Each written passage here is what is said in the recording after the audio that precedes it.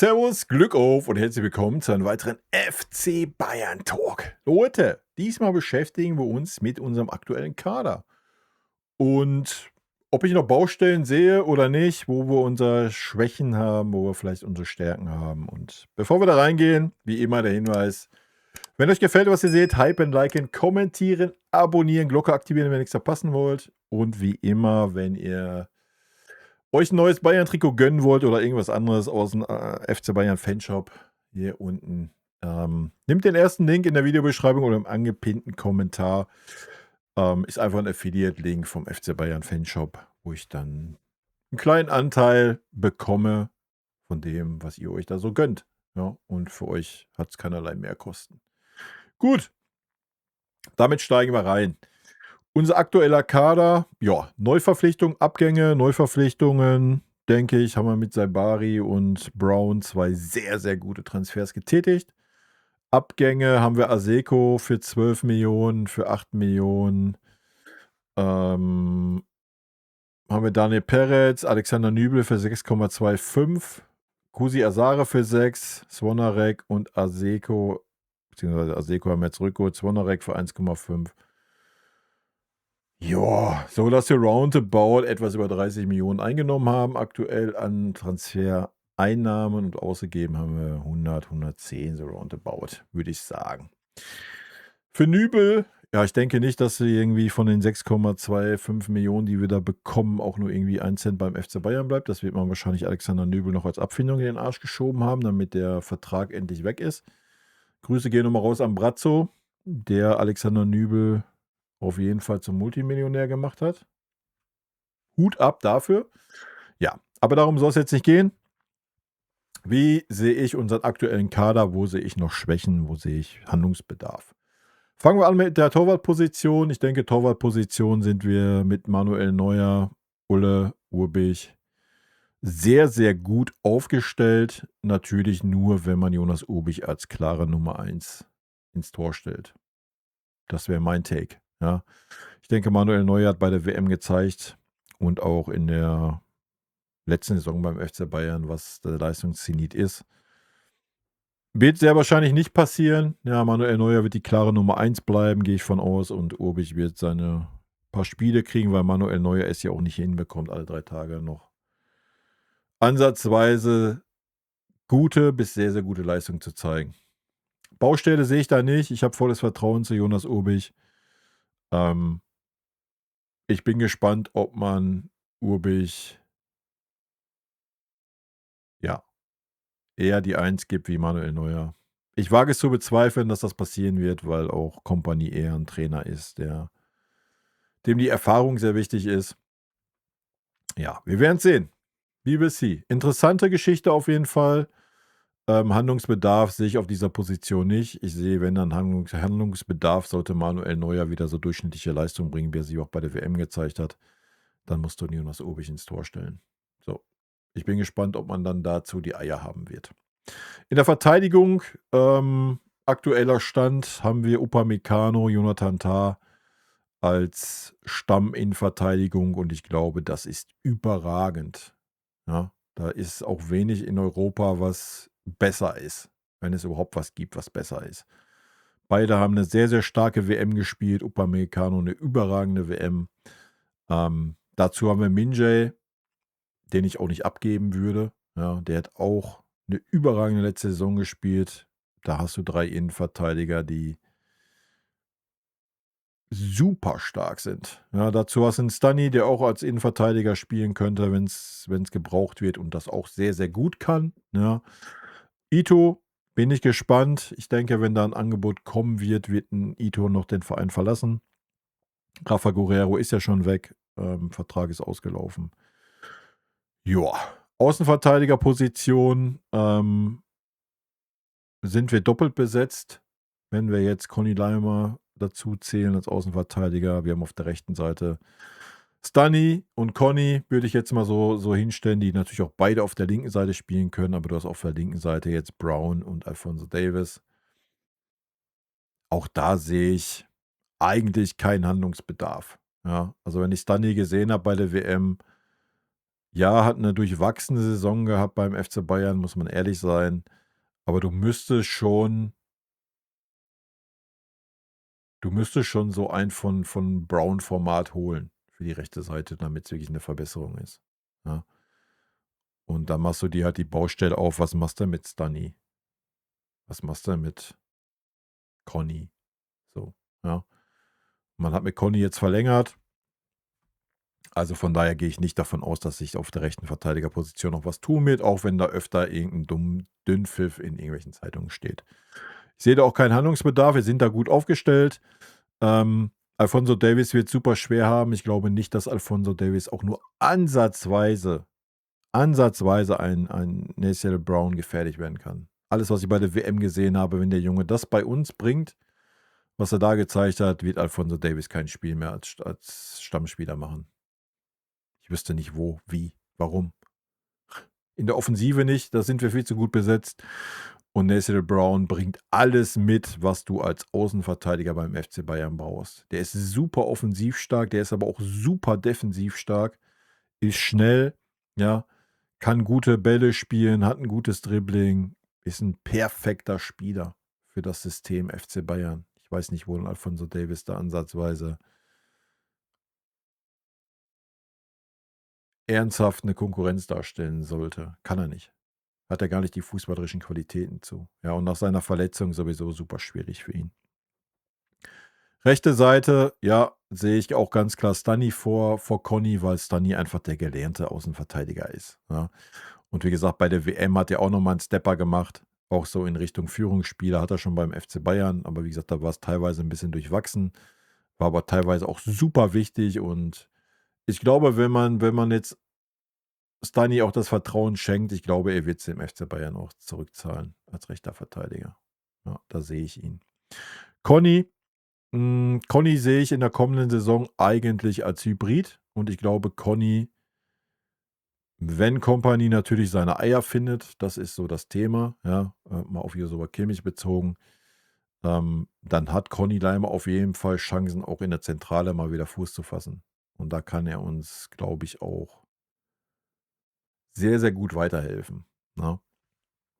Ansonsten ist Conny natürlich die erste Alternative auf der rechten Seite, aber natürlich auch auf der linken Seite. Ne? Gut, Mittelfeld. Ich fange mal mit der Zentrale an. Da haben wir natürlich Josua Kimmich, Tom Bischoff und Alexander Pavlovic. Nochmal, ich habe es gerade schon gesagt, ich persönlich würde einen Konrad Leimer mit dazu zählen. Das heißt, du hast 4 Spieler für 2 Positionen. Ist tatsächlich eine Position, wo ich Handlungsbedarf sehen würde. Man hat Aseko abgegeben für stolze 12 Millionen. Keine Ahnung. Ja, ich glaube, ich weiß nicht, ob Hannover da noch ein paar Anteile kriegt, whatever. Mit Rückkaufkosten und so. Vielleicht hast du 8 Mille am Ende gemacht durch den Transfer. So, ja. Ja, Talente haben wir. Wir haben Talente mit dem Pavlo, wir haben Talente mit dem Tom. Aseko ist aber auch, glaube ich, nochmal eher so ein Tacken defensiverer Part. Von daher hätte er dem FC Bayern gut zu Gesicht gestanden. Aber, ja, dann müsstest du ja Josua Kimmich rausnehmen. Und das ist so das Thema, das wird ja nicht passieren. Das passiert ja gefühlt seit 3, 4 Jahren nicht beim FC Bayern, egal welche Leistung er bringt. Genauso wie es in der deutschen Nationalmannschaft nicht passiert. Man hat ihn dann auf die rechte Verteidigerposition geschoben und da hat er ja auch wahnsinnig überzeugt bei der WM. Ja, das ist eine Position, wo ich persönlich Handlungsbedarf sehe. Musst du aber natürlich in dieses Regal fassen. Ja, da bringt es jetzt nichts, irgendwo ein Talent zu verpflichten. Und du müsstest halt erstmal die Eier haben und sagen, Josua Kimmich geht in den ganz normalen sportlichen Konkurrenzkampf. So, wenn das passiert, ist dasselbe wie bei Manuel Neuer, der ist da ja auch nicht, ja, vorhanden. Dann hätte es vielleicht auch Sinn gemacht zu sagen, ey komm, ich behalte so ein Aseko. Ja, weil ich ihn da schon, ich habe viel immer zweite Liga geguckt, sonntags so ein bisschen, habe ich öfter Hannover gesehen. Wäre da vielleicht eine Option, aber nochmal, du hast auch einen Conny Leimer. Und einen Conny Leimer kannst du vielleicht auch eher verkaufen, ja, da einen Kimmich mal draußen zu lassen, wie bei irgendeinem jungen Talent. Ich bin gespannt. Ja, wie gesagt, das ist eine Posi, wo ich auf jeden Fall Handlungsbedarf sehe. Vor allen Dingen, wenn man auch gesehen hat, wie schwach Alexander Pavlovic war, zum Ende der Saison, und bei der WM kann man nur hoffen, dass er sich rafft und sich wiederfindet, ja. Ansonsten meine Hoffnungen ruhen zu 110% auf Tom Bischoff. Hat den Vorteil, dass er nicht bei der WM war, dass er vielleicht ein bisschen frischer ist, ein bisschen hat 'ne überragende Form zum Ende der Saison gehabt, ja.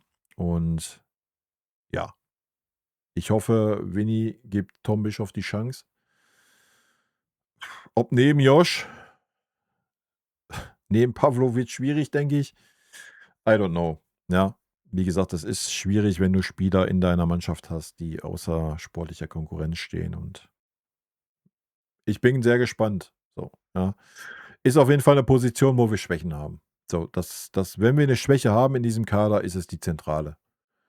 Ja, da muss man einfach ehrlich genug sein. Ja, es kann sein, dass wir die Probleme nicht haben werden. Sollte man das Vertrauen in Tom Bischoff setzen, sollte Tom Bischoff die Entwicklung weitergehen, die er gegangen ist, auch schon in Hoffenheim, dann aber auch bei uns jetzt und in der U21,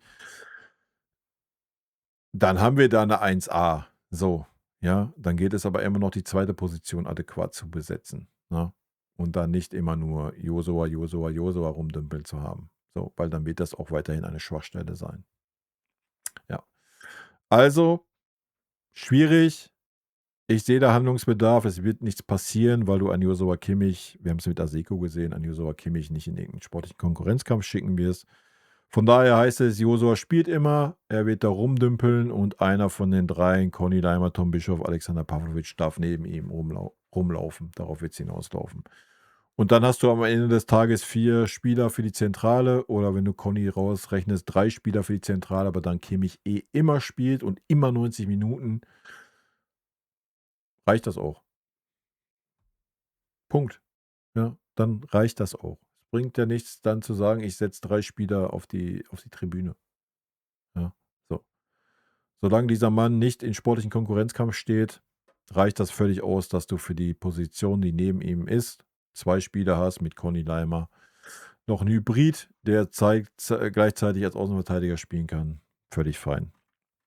Im Angriff, ähm, ja, Handlungsbedarf auf der 9er-Position definitiv. Meiner Meinung nach musst du, keine Ahnung, entweder eine gute Leihe machen, ja, einen guten jungen Spieler, wo es dann schwierig ist, ähm, müsstest du vielleicht halb zweite Mannschaft spielen lassen, bei den Profis mittrainieren, dass, wenn wirklich ein Harry Kane mal ausfallen sollte, du dann trotzdem 'n Stürmer hast, der im Saft steht, ja. Idealerweise wäre der in der zweiten Mannschaft spielt und da die Liga zerschießt, und wenn es hart auf hart kommen sollte, du ihn hochziehen kannst, und ja. Wird nicht passieren. Du wirst 'n Serge Gnabry dafür einplanen für die 9er-Position. Saibari kann ihn mit Sicherheit auch spielen. Ähm, Ist natürlich dann alles kein richtiger Neuner. Die Frage ist, brauchen wir unbedingt 'n richtiger Neun 'ne richtige Neun? Keine Ahnung. Schwierig, schwierig. Schwierig wirklich vorherzusagen. Wir haben natürlich super starke Außenspieler. Hätten wir jetzt 'n super fitten, auf Top-Niveau zurückkehrenden Jamal Musiala noch, dann würde ich sagen, alles gut, brauchst du keine Alternative mehr, ja? Haben wir aber nicht. Jamal Musiala wird eine Knacksaison werden, ne? Lennart Kahl ist mit alles, aber mit Sicherheit kein Neuner. Ähm, du brauchst eigentlich einen Knipser noch, so. Machen wir uns nichts vor. Ja, das wäre der Idealzustand. Natürlich schwierig, wenn da so ein Harry Kane ist. Also, Grammaric wäre eine Kanone, ja, wenn du den vom FC Bayern hättest überzeugen können, aber der hat ja jetzt, glaube ich, auch erst verlängert gehabt bei Hoffenheim, aber um solchen Spieler hätte man sich bemühen können, ne? Ähm, ja, wenn Handlungsbedarf in der Offensive, dann klarer Neuner. Ja, ich denke, falsche 9, Zehner, Außenbahnspieler haben wir mehr als genug. Wir haben Serge Gnabry, der auch einen guten Zehner gespielt hat mit Harry Kane in einem guten Wechselspiel. Das hat sehr, sehr gut geklappt. Serge ist verletzungsanfällig. Serge ist nicht mehr der Jüngste. Serge hat auch immer wieder Motivationsprobleme. Ja, sehe ich definitiv nicht in der Stammelf. Du hast 'n Michael Olise, zumindest ist er noch da. Ja, wer weiß, vielleicht kommt 'n 200 Millionen Angebot. Ich denke mal, dann fängt man beim FC Bayern an zu überlegen, was auch völlig legitim ist. Wenn dann auch der Spieler noch sagt, er möchte nach Real Madrid gehen, ja, dann Hovi, Alter. Reisende soll man nicht aufhalten. Es gibt keinen Spieler, der größer ist wie dieser Verein. Das muss man endlich mal verstehen. Und wenn du 200 Millionen bekommen kannst und der Spieler sagt: „Ey, meine Motivation liegt dann nicht mehr hier“, ja, dann musst du das Geld nehmen und gut ist. Ja, dann reinvestierst du 120 Mille und dann hast du immer noch 80 Gewinn gemacht. So, ja, darauf wird's hinauslaufen. So. Ich kann's mir nicht vorstellen. Ich denke, 'n Olise, ich meine, Opa hat's gesagt, mal gespielt beim FC Bayern, Punkt. So. Aber es ist am Ende Fußball. Im Fußball ist alles möglich und man sollte nie alles, oder irgendwas komplett ausschließen. Ich persönlich gehe aber davon aus, dass Michael nächste Saison beim FC Bayern spielt und damit kommen wir jetzt auch zum Punkt. Um ihn das natürlich ein bisschen zu versüßen und wir reden auch über eine Vertragsverlängerung und so. Erst vielleicht noch mal, ihr erinnert euch mal zurück, Ribéry. Bei Ribéry gab es auch jede Saison: „Ah ja, Real Madrid hier, Barcelona da, bla Sülz“, ja. Ihr dürft nicht immer alles glauben, was irgendwelche Idioten in den Äther schreien, ne? Solange Maike sich da nicht hinstellt und sagt: „Ey, ich würde aber gerne nach Real Madrid gehen, weil“, ist alles gut. Ja, er hat Vertrag beim FC Bayern, Punkt. Ähm, aber na klar ist dem FC Bayern natürlich auch daran gelegen, so 'n Spieler natürlich zu halten und so 'n Spieler hältst du dann natürlich auch, wenn du sagst: „Ey, Maike, du kannst bei uns auch der Zehner sein“, ne? So, er hat ja kein Hehl draus gemacht, dass er lieber auf 'ner Zehnerposition spielt und hat das überragend gemacht für Frankreich, Alter. Das muss man mal so sagen. Ich habe es schon ausgeführt, ne, in dem anderen Video zu den Spielern des FC Bayern bei der WM. Guckt da gerne rein. Ähm, ja, dann wird's schwer für Jamal, wa? So, muss man mal ganz klar sagen. Also, ist natürlich 'n komplett anderer Spielertyp auf der Zehnerposition wie 'n Jamal Musiala. Da ist nix mit, ich nehme den Ball erst mal an, dribbel 18 Leute aus und versuche dann 'n Torschuss. Hat er natürlich auch im Repertoire, so keine Frage. Auf der anderen Seite, wenn Jamal natürlich Topform wieder hat, ist man natürlich auch super flexibel, ja, mit 'n Luis Diaz dann noch auf der linken Seite, der da absolut gesetzt ist in meinen Augen und 'n Harry Kane natürlich vorne, Alter, ja, der sich natürlich aber auch fallen lässt. Und dann ey, wir haben dann noch 'n Sabari. So, den darfst du halt auch nicht vergessen. Ja, so. Und deswegen sage ich, für Jamal wird es super schwierig werden, genauso wie für Alphonso Davies, ne? Also, Musiala muss seine Form finden. Findet er die nicht, wird er sich auf jeden Fall auf der Bank wiederfinden, ne? Weil wir dürfen auch nicht vergessen, was auch immer 'n Thema ist, 'n Saibari wollte unbedingt Vincent Kompany haben. Und wenn der 'n Spieler unbedingt haben will, der will den ja nicht haben, um ihn auf die Bank zu setzen. So, der sieht ihn ja dann schon in der ersten Elf, ja? Und ich glaube kaum, dass er 'n Olise, 'n Diaz oder 'n Harry Kane nicht in der ersten Elf sieht. So, und dann wird es, schwierig, ja? Dann wird es schwierig für einen Jamal Musiala, ne? Von einem Serge Gnabry, Lennart Kahl, ja, also ich denke, wir haben genug Alternativen, wie man sieht, ja? So. Lenny hat 'n starken Eindruck hinterlassen, muss man natürlich abwarten, ja. Sich immer alles, hier vor den Abend vorm Tag loben et cetera. Muss natürlich den nächsten Stepper machen. Alles ist gut, wird man sehen. Hat aber auch keinen Druck. Wir haben keinen Druck. Wir haben super Ergänzungsspieler für die Außenbahn. Auf der Zehnerposition sehe ich 'n Nenny gar nicht. Das hat gar nicht harmoniert mit Harry Kane zum Beispiel, ja, hat mir gar nicht gefallen. Auf der rechten Seite hat er mir richtig gut gefallen. Da sehe ich ihn und da sind wir dann auch wieder dabei. Lennart Kahl wird ja niemals in einer Konkurrenz zu Michael Olise stehen. So, ja. Also, würde es sich ja anbieten zu sagen: „Ey, ich ziehe Michael dann eher in die Mitte“, ne? Also, wir sind da super variabel. Wir haben da ganz, ganz viele Möglichkeiten da vorne mit den Spielern, die wir jetzt haben. Da sehe ich keinen Handlungsbedarf außer 'n Neuner, ja? Einfach 'n Neuner, dass du halt einfach auch sagen kannst, auch Heavy hat in der Saison oft schon arg müde gewirkt beim FC Bayern, ja? Und ich glaube, so 'n Harry Kane wird's auch mal gut tun. Ich meine, hat man ja dann jetzt in der Bundesliga dann zum Ende der Saison auch schon gemacht. Deswegen hat er ja auch nicht dann noch den Torrekord geholt. Ähm, Ich glaube, es tut gut dann zu sagen, auch jetzt nach so einer langen WM, immerhin ist er auch bis zum Ende dabei geblieben, wird auch wieder kurze Vorbereitung haben. Wäre es halt gut, sagen zu können: „Komm, Heavy, mach mal ruhig, ne? Mach mal ruhig, gerade wenn die englischen Wochen dann losgehen. Komm, spiel's einmal und wäre gut, da 'n Knipser zu haben, ja, und nicht zu sagen: „Ja, ich verlasse mich dann als Serge als falschen Neuner.“ Er kann das natürlich bringen, ja, so gerade in der Bundesliga, brauchen wir jetzt nicht drum rumreden, ja. Aber ich persönlich, wie sie gesagt, so 'n Kramaric hätte ich gefühlt, Alter, so 'n erfahrenen, der es aber auch kann und ja. Das ist die Baustelle, die ich maximal sehe, zusammen mit 'ner Zentrale, die Baustelle nie geschlossen wird bei uns, solange Kimmich, außer Konkurrenz steht. Ansonsten haben wir einen überragend starken Kader, ja. Und wenn diese Mannschaft weiterhin als Mannschaft auftritt, wenn ein Saibari einschlägt, wie er einschlägt, ein Brown einschlägt, wie er einschlägt, wird es halt super interessant werden, wie sich ein Davis und Musiala verhalten werden. So. Werden sie zu Stinkstiefeln? Werden sie zu Unruheherden? Beide werden super schwierig haben. Ich glaube nicht, dass beide jetzt so machen, zack. Und ey, nach der Vorbereitung sind beide wieder in absoluter Topform. Und nochmal, selbst wenn einer von so Davis seine Topform hat, sehe ich ihn aber locker 2 Stufen hinter Brown.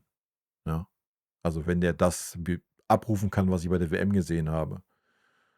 Und wenn der sich sogar noch entwickelt, noch einen Step macht beim FC Bayern, ja, sorry. Dann, dann ist Alfonso Davies so gar kein Thema mehr beim FC Bayern. Musiala wird es auch schwer haben, habe ich schon gerade gesagt. Olise, Diaz, Saibari, das sind seine Konkurrenten, Alter. Da wird es auch nicht reichen zu sagen, ich bin hier bei 80%, ja. Also auch da, das wird schwierig. Du hast auch noch 'n Lennart Kahl, ja, wenn wir jetzt darüber reden, du planst so Michael dann echt als Zehner ein. Ja, ich weiß nicht, ob sich so 'n Musiala damit zufrieden gibt, dass er dann immer nur für 20 Minuten reinkommt. Ich glaube auch nicht, dass 'n Olise sich damit zufrieden gibt, wenn er immer nach 17 Minuten ausgewechselt wird. Also, das werden alles interessante Geschichten, ne, die da zu sehen sein werden. Ja, aber da sind wir Bombe aufgestellt. Wir haben 'n super starken Kader, wenn wir es hinkriegen, den da wieder die Mannschaft aufm Feld zu haben. Und auch wenn Upper und auch Tah und auch Heavy ohne Binde noch mal 5 bis 10% mehr, auch 'n Stunny nehme ich mit rein, aber Stunny hat das schon letzte Saison getan. Auch ohne Binde hat er schon Kimmich zusammengepfiffen. Wenn das diese Spieler noch tun und einfach, wenn wir mal schwere Phasen haben, ich meine, hat Heavy die ganze Saison getan, ja. 'N Upa hat's auch schon getan. Aber wenn sie das noch mal jeder 5% von denen mehr macht, sodass dass Kimmich halt gar kein Faktor mehr ist, was das angeht, dass er irgendwelche lassen Kimmich die Binde da rumführen, kann er der Oberanführer sein, kann er ja neben dem Platz sein. Auf dem Platz ist er das nicht. Und wenn die genannten Spieler, die ich da sehe in dieser Führungsrolle, da dann noch mal 5 bis 10% mehr übernehmen, dann haben wir da auch gar keine Sorgen mehr. Ja, dann kann der Kimmich sich da an der Binde ergötzen, kann er sich nach den Spielen, was er ja immer so gerne macht, bei den Reportern hinstellen und, dummes Zeug labern. Ähm, und dann ist auch gut. Wenn die anderen dafür sportlich die Verantwortung tragen, was ich ihnen zutraue, was sie letzte Saison schon getan haben, aber wenn sie da noch mal 'n Tacken drauflegen, ähm weil ich denke, auch diese Spieler sehen, dass 'n Kimmich das halt nicht stemmen kann. So, das ist auch gar nicht böse gemeint, ja. Ähm, Er kriegt's halt nicht hin fußballerisch, so oder sportlich. So, fußballerisch, Kimmich kann ja was. Ist ja nicht, dass er keine Qualitäten hat, aber von einem Spieler von einem Kapitän beim FC Bayern erwarte ich einfach mehr. So, da muss ich wenigstens grade auf 'ner zentralen Position schon in der Lage sein, zu sagen: „Oh, jetzt ist die und die Situation, jetzt muss ich das Spiel mal beruhigen. Muss ich das Spiel mal beruhigen, ich mache mal quer, ich mache mal nach hinten. jetzt ist die und die Situation, ich sehe, oh, der Gegner ist gerade anfällig, dann muss ich das Spiel auch mal versuchen, schnell zu machen. Ne? Dann muss ich direkte Bälle spielen, dann muss ich feuern. Das kann schon mal ein Joshua Kimmich nicht. Joshua Kimmich ist absolut nicht pressingresistent. Ja? Du kannst ihn super leicht aus dem Spiel nehmen. Ein Joshua Kimmich hat auch nicht das Gefühl dafür zu sagen, ey, wir sind jetzt gerade unter Druck, es ist schwierig, ich muss jetzt in den und dem Raum bleiben, ich muss den und den Raum verteidigen. Nein, ein Joshua Kimmich läuft trotzdem den gegnerischen Torwart an, wie so ein B-Jugendlicher. Ja? All das sind Sachen, das passt nicht. Ja? Und dazu ist es dann so in den Spielen, wo es wirklich schwierig war für uns sportlich, war von ihm nicht zu sehen. Ja? Und das erwarte ich, das kann nicht sein, dass ein Kapitän nicht zu sehen ist, wenn es nicht läuft. Ja, da muss ein Kapitän zu sehen sein auf dem Feld. Es ist mir egal, was er in der Kabine erzählt, es ist mir egal, was er nach dem Spiel erzählt. Das ist mir scheißegal. Wenn es sportlich nicht läuft, dann musst du den Kapitän auf dem Feld wahrnehmen. In welcher Form auch immer. Ob es in Marc Bommel Form ist und Marc van Bommel Form ist, in Effenberg Form und du einfach mal die Sense ansetzt und mal ein Zeichen setzt, mal die Mannschaft aufrüttelst, ja. Oder ob es in, was weiß ich, in Thiago-Form ist und in Alonso-Form, ja, der wie kein anderer das Spiel halt einfach in der Hand hatte und beruhigt hat oder halt schnell gemacht hat. Das erwarte ich, ja. So. Und das sehe ich nicht und deswegen, ja. Aber wie gesagt, das ist die Hierarchie beim FC Bayern. Manuel Neuer, Joshua Kimmich. Dann kommt, glaube ich, sogar schon Harry Kane. Und ich denke, Harry Kane kann das auch ohne Binde, nur ein Harry Kane ist halt immer noch der Neuner. So, ja. Und dann ist es natürlich schwierig. Erstmal sieht er das ganze Spiel nicht, so wie es ein Kimmich von der zentralen defensiven Mitte aussieht. Und er kann es natürlich auch nicht lenken, es sei denn, er lässt sich auf diese Position fallen, was er schon super oft getan hat letzte Saison. Und es war überhaupt erst so gut deswegen. Ja. Weil die Bälle in die Spitze im schnellen Umschaltspiel, die kamen nicht von Kimmich, die kamen von Harry Kane, Alter. Ja, das darf man mal nicht vergessen. So, ja. Aber ein guter Sechser, guckt euch mal einen Rice an. Ja, die initialisieren das eigentlich. Ja, so. Aber ich will jetzt nicht wieder die Kimmich-Debatte aufmachen. Ihr kennt meine Meinung. Das ist meine Meinung zum aktuellen Kader, wie er gerade da steht. Ich bin gespannt, ob noch was passiert. Wie gesagt, ich persönlich sehe jetzt auf der Zugangsseite maximal Neuner. Ein zentraler Mittelfeldspieler müsste schon oberstes Regal sein, wird nicht passieren. Rechtsverteidiger sehe ich persönlich eigentlich nicht. Ich finde, man sollte das dann die Saison geben und sagen, let's go. Natürlich, keine Ahnung, irgendein Talent hinten dran vielleicht. Das kann man sich vorstellen, definitiv. Dann ist aber auch klar, dass Conny definitiv fürs zentrale Mittelfeld eingeplant ist. Das war es aber auch. Ansonsten werden wir mit Sicherheit auch wieder 1, 2, 3, 18 Talente dabei haben. Und vielleicht wird sich wieder einer herauskristallisieren, ja? So wie es ein Lennart Kahl getan hat. Der Weg ist offen. Der ist natürlich schwierig beim FC Bayern. Ne? Du musst ein bisschen Glück haben. Aber ich denke, gerade auf einer zentralen Position ist da auf jeden Fall eine Möglichkeit. Und auf einer 9er Position ist da auch eine Möglichkeit. Ne? Also unser Kader ist super stark. Wir haben ihn punktuell super verstärkt. Natürlich habe ich einen Palhinha noch nicht erwähnt, weil ich einfach davon ausgehe, dass ein Palhinha unseren Verein noch verlassen wird. Weil ein Palhinha würde ja auch in Konkurrenz zu einem Joshua Kimmich stehen. Ja, so, und das passiert ja nicht. Deswegen hat ein Palhinha keine Zukunft bei uns. Ja, sind wir wieder, drehen wir uns im Kreis. Von daher mache ich jetzt hier Ende. Das ist meine Meinung zum aktuellen Kader, wie er dasteht. Und ich bin gespannt, ob noch was passiert. Ich denke, auf der Abgangsseite werden wir noch Palhinha erleben, wahrscheinlich oder eventuell Ito, je nachdem, ob da ein Angebot kommt. Alphonso Davies, wenn da ein gutes Angebot kommt und er Bock hat und er schlau ist, wird er den Verein auch verlassen. Ich sehe keine Spielzeit für ihn in der kommenden Saison. Ja, Jamal Musiala, denke ich, wird nichts passieren, auch wenn er es auch schwer haben wird in der kommenden Saison. Und das einzig Interessante oder was in der Luft schweben wird, ist Michael Olise. Ja, meine Meinung kennt ihr. Ich glaube nicht, dass er geht. Und wenn, dann müssen schon Minimum 200 Mille auf dem Tisch liegen. Und wenn er dann unbedingt nach Real Madrid geht, bin ich da auch fein mit. Ja, völlig okay, wenn das sein Traum ist und wenn man gutes Geld dann dafür bekommt, dann ist das fein, ja. Ich persönlich glaube es nicht. Ich denke, das sind alles so Enden, wie es bei Ribéry auch immer der Fall war. Da war auch immer viel Rumgelaber, jedes Jahr und am Ende des Tages war Ribéry die ganze Zeit bei uns und das traue ich auch Michael zu. Ja, ich denke, auch wenn man die Gespräche gesehen hat nach dem Spiel zwischen ihm und Heavy, nach dem Spiel um Platz 3 und so weiter. We will see. Ja. Harry Kane ist natürlich auch noch eine Thematik. Noch ein Jahr Vertrag dann. Geht es auch um eine Vertragsverlängerung. Sollte man auch eintüten. Ich denke, Harry Kane ist ein absoluter No-Brainer. Ich habe es schon gesagt, selbst wenn er als Neuner irgendwie nicht mehr ins Konzept passen sollte, weil er zu langsam wird oder sonst was.